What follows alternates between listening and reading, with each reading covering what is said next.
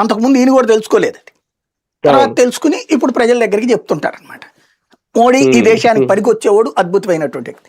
కాకపోతే floor crossing లో అంత కన్విన్సింగ్ గా కాదు, కొంచెం ఈయన ప్రాక్టికల్ గా చెప్తారు అనమాట. అది అప్పట్లో బీజేపీ మతతత్వ పార్టీ, ఇప్పుడు ఆర్ఎస్ఎస్ చీఫ్ తో కూర్చుని భోజనం చేస్తారనమాట.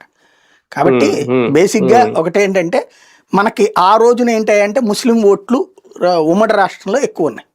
కాబట్టి అప్పుడు మోడీని గోద్రా ఇన్సిడెంట్ లో మాట్లాడినా, లేకపోతే ఇంకోటి మాట్లాడినా నడుస్తుంది.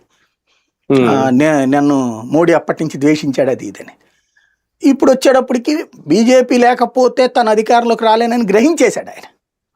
ఇప్పుడు చంద్రబాబు గారు 3 సార్లు అధికారంలోకి వచ్చింది ఓన్లీ బికాస్ ఆఫ్ బీజేపీ. తోడు ఉంటారు, మధ్యలో పవన్ కళ్యాణ్ తోడు కూడా ఉంటుంది, బట్ మెయిన్ కారణం బీజేపీ. బీజేపీతో పొత్తు ఉన్నప్పుడే గెలిచాడు ఆయన. 3 సార్లు పొత్తుతో గెలిచాడు, ఒకసారి పొత్తుతో ఓడిపోయాడు కూడా 2004. కాబట్టి ఈయన వల్ల బీజేపీ కూడా ఓడిపోయింది అక్కడ సెంటర్లో. వాజ్పేయి ఓడిపోవడానికి కారణం కూడా ఈయనే. అప్పుడు ఇక్కడ తగ్గిన సీట్లే జాతీయ స్థాయిలో కూడా దెబ్బతిన్నటువంటిది. కాబట్టి బీజేపీకి ఇక్కడ ఎదక్కపోవడానికి తెలుగుదేశం కారణం. అలాగే ఆ జాతీయ స్థాయిలో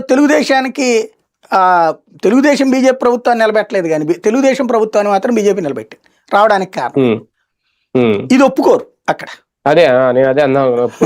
ఇది పొరపాటు కూడా ఒప్పుకోరు వాళ్ళు. మా వల్ల బీజేపీ బతికిందని చెప్తారు అనమాట. అవసరమైతే వాజ్పేయిని మేమే ప్రధానమంత్రి